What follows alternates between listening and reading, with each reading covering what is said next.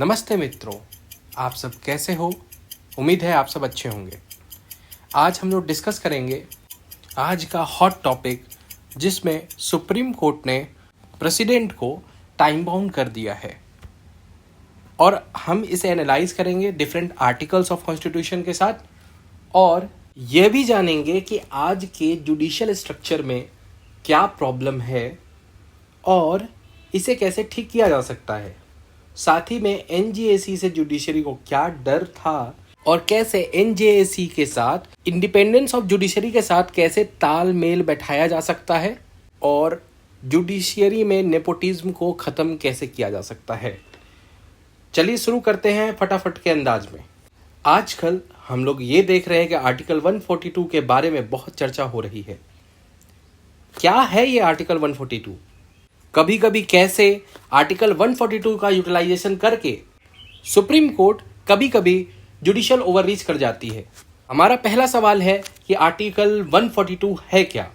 Article 142 एक important instrument है। यह इंस्ट्रूमेंट सुप्रीम कोर्ट को ग्रांट करता है अथॉरिटी और शक्ति देता है, जिससे कि वह कोई भी डिक्री और ऑर्डर पास कर सकती है ऐसे केस में जहां सुप्रीम कोर्ट को ऐसा लगता है कि यह आवश्यक है जस्टिस प्रोवाइड करने के लिए। यह प्रोविजन एक इंस्ट्रूमेंट की तरह ही काम करता है जो अलाउ करता है सुप्रीम कोर्ट को जस्टिस देने के लिए जहां एग्जिस्टिंग लॉ इनएडिक्वेट हो जाते हैं या अपर्याप्त हो जाते हैं। पर कभी कभी यह महत्वपूर्ण पावर एक डिबेट का हॉट टॉपिक भी बन जाता है और जब जुडिशियल ओवररीच होता है, विशेष रूप से जब सुप्रीम कोर्ट इंटरवेन करती है या इनक्रोच करती है या अतिक्रमण करती है एग्जीक्यूटिव लेजिस्लेटिव के पावर में, डोमेन में, वहीं जुडिशरी पे सवाल उठ जाता है। इस टॉपिक पे बात तब शुरू हुई जब वाइस प्रेसिडेंट जगदीप धनखड़ ने सुप्रीम कोर्ट के आर्टिकल 142 के पावर पे सवाल उठाया और कहा कि प्रेसिडेंट को टाइम बाउंड सुप्रीम कोर्ट नहीं कर सकती। चलिए अब इस बहस की शुरुआत को देखते हैं। इस बहस की शुरुआत होती है जब तमिलनाडु के विधानसभा ने 10 बिल्स पास किए, तब गवर्नर ने उस पर कोई प्रतिक्रिया नहीं दी। यह कसमकस 3 साल तक ऐसे ही चलता रहा। फिर जाकर सुप्रीम कोर्ट की एंट्री होती है और फिर कुछ ऐसा हुआ जो आज तक कभी नहीं हुआ था। अक्टूबर 2023 में तमिलनाडु सरकार ने सुप्रीम कोर्ट में केस दायर किया। गवर्नर RN रवि ने 10 बिल, जिनमें से कुछ 2020 से अटके हुए थे, उन पर कुछ कार्रवाई नहीं करी। इसे प्रेसिडेंट के पास भेज दिया गया और इन बिल्स में से कुछ बिल्स को प्रेसिडेंट ने रिजेक्ट कर दिया। इन बिल्स का मेन मुद्दा था कि तमिलनाडु गवर्नमेंट अपने प्रेफरेंस का यूनिवर्सिटी में वाइस चांसलर को अपॉइंट करना चाहती थी। तो राज्य में वाइस चांसलर को अपॉइंट करने का अधिकार गवर्नर के पास होता है। तो इन बिल्स के थ्रू स्टेट गवर्नमेंट गवर्नर से यह अधिकार छीनकर अपने पास रखना चाहती थी। तमिलनाडु गवर्नमेंट का कहना था कि जब तमिलनाडु असेंबली ने 10 बिल्स पास कर दिए और दोबारा भी किए आर्टिकल 200 के अंडर, तो गवर्नर को एसेंट देना कंपलसरी है। लेकिन ये नहीं हुआ और प्रेसिडेंट ने 7 बिल्स को रिजेक्ट भी कर दिया। इसके कारण सुप्रीम कोर्ट ने आर्टिकल 142 का पावर यूटिलाइज करते हुए ऐतिहासिक डिसीजन दिया कि कोर्ट ने इन बिल्स को पास मान लिया अंडर आर्टिकल 142। इवन प्रेसिडेंट के रिजेक्शन को भी वॉइड डिक्लेयर कर दिया गया और फिर गवर्नर को टाइम बाउंड किया गया कि 3 मंथ्स में अपना जवाब दाखिल कीजिए। और यहाँ तक तो ठीक था, पर प्रेसिडेंट को भी टाइम बाउंड कर दिया गया कि वो भी अपना जवाब 3 महीने में दें। और यहाँ कुछ लोगों का कहना है कि यह जुडिशियल ओवररीच किया गया और मेरा भी यही मत है कि कभी कभी एक्सट्रीम पावर्स के कारण जुडिशरी भी जुडिशियल ओवररीच कर जाती है। यह जो डिसीजन था सुप्रीम कोर्ट का, इसका बहुत बड़ा इम्पैक्ट पड़ेगा हमारे डेमोक्रेसी पर। यहाँ प्रेसिडेंट एग्जीक्यूटिव का हेड होता है और chief justice of India judicial power के हेड होते हैं। दोनों ही पावर को बैलेंस करना चाहिए था, पर कभी कभी ये दोनों लोग एक दूसरे के काम में हस्तक्षेप भी कर देते हैं। अब हम आजकल देखें तो 142 का यूटिलाइजेशन 2024 के बाद सुप्रीम कोर्ट के द्वारा बहुत ही ज़्यादा बढ़ गया है। इसके कारण रिसेंट में अभी हम लोग एक जुडिशियल ओवररीच का प्रॉब्लम देख रहे हैं। भारत की डेमोक्रेसी 3 पिलर्स पे खड़ी है, लेजिस्लेटिव, एग्जीक्यूटिव और जुडिशरी। इन तीनों में से कोई एक लिमिट क्रॉस करती है तो बाकी 2 अलर्ट हो जाते हैं और चेक एंड बैलेंस करते हैं।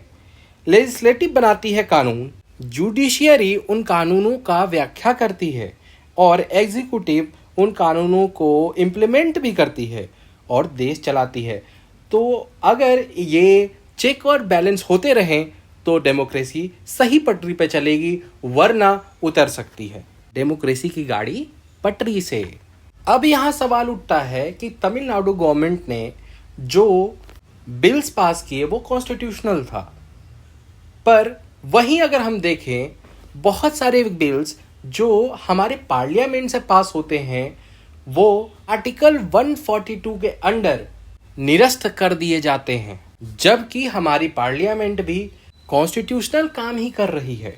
अभी देखें तो वक्फ बोर्ड एक्ट जो था तो उस पर हमारे पार्लियामेंट ने एक अमेंडमेंट लाया जिससे कि उस वक्फ बोर्ड एक्ट में ट्रांसपेरेंसी लाया जा सके।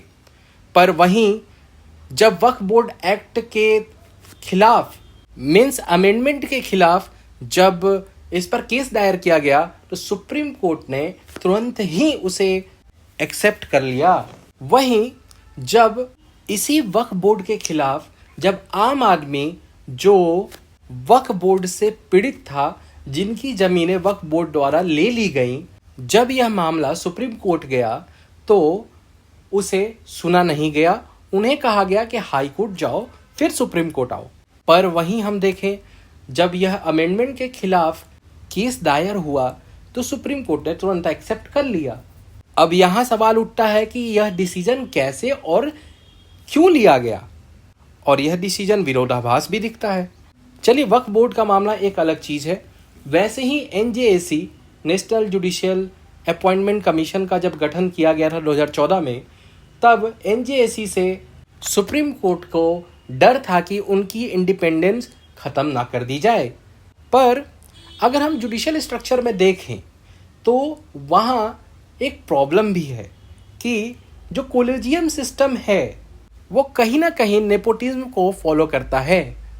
पर अभी हाल के दिनों में एक केस बहुत चर्चा में आया जब एक हाई कोर्ट के जज के घर से बहुत सारा कैश मिला और वो करप्शन में पाए गए, पर यही कोलिजन सिस्टम ने उन पर कोई कार्रवाई नहीं करी और उन्हें इलाहाबाद हाई कोर्ट भेज दिया गया, ट्रांसफ़र कर दिया गया दिल्ली हाई कोर्ट से। वहीं इलाहाबाद हाई कोर्ट के एडवोकेट्स का कहना था कि इलाहाबाद हाई कोर्ट कोई डस्टबिन नहीं है। तो समय समय पर इस कोलिजियम सिस्टम पर सवाल उठता रहा है। वहीं हम जजेस के अपॉइंटमेंट को देखें तो सुप्रीम कोर्ट के जजेस पर सबसे बड़ा सवाल उठता है कि वहाँ पर हमेशा नेपोटिज्म को फॉलो किया जाता है कि मीन्स जिनके परिवार जो पहले जज रहे हैं या सीनियर एडवोकेट रहे हैं उन्हीं के बाल बच्चे ही हमेशा जज बनते हैं सुप्रीम कोर्ट के। अब यहाँ सवाल उठता है कि सिविल जुडिशरी में तो एग्ज़ाम्स होता है, एग्ज़ाम पास करके आता है तो वहाँ थोड़ा ट्रांसपेरेंसी है। तो इसी को देखते हुए हमारे पार्लियामेंट ने NJAC को लाया था। तो मेरा ये कहना है, मेरा ये मत है कि यहाँ पर NJAC को लाया जाना चाहिए, इस कोलिजियम सिस्टम के साथ जोड़ देना चाहिए कि NJAC के जो टॉप के हेड होंगे वो होंगे हमारे चीफ जस्टिस ऑफ इंडिया, और जैसे कोलिजियम सिस्टम में 2 अन्य जजेस होते हैं सुप्रीम कोर्ट के, वो भी रहेंगे और सारे हाई कोर्ट के चीफ जस्टिस भी रहेंगे, और एक प्रेसिडेंट द्वारा अपॉइंट कोई लॉ का ज्ञाता होगा जिसको प्रेसिडेंट अपॉइंट करेंगे और लॉ में वो बहुत पारंगत होगा।